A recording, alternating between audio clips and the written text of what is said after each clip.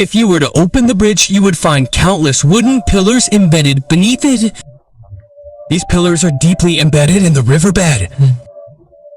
Even if thousands of tons of weight were placed on them from above, trying to press them down, the surrounding soil exerted upward friction on the pillars, holding them firmly in place. However, if the bridge pillars were simply placed, the foundation could sink unevenly.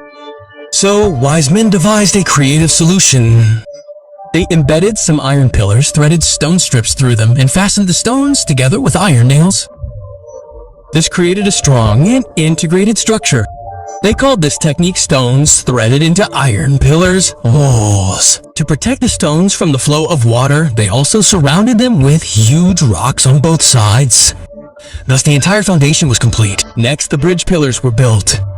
The square pillars not only faced the strong current directly, but also blocked the path of ice blocks that could block the river during winter when it froze.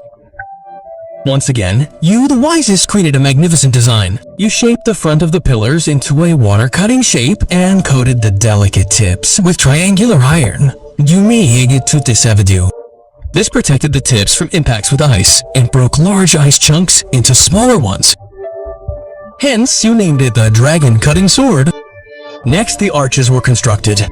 You erected a wooden framework between the bridge pillars and placed trapezoidal stones on it.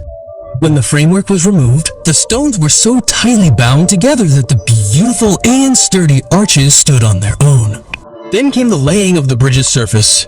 You reassembled the individual stone strips into a solid unit using the technique of iron-to-stone bonding. On top, you laid intricately carved stones, enhancing both beauty and walking comfort.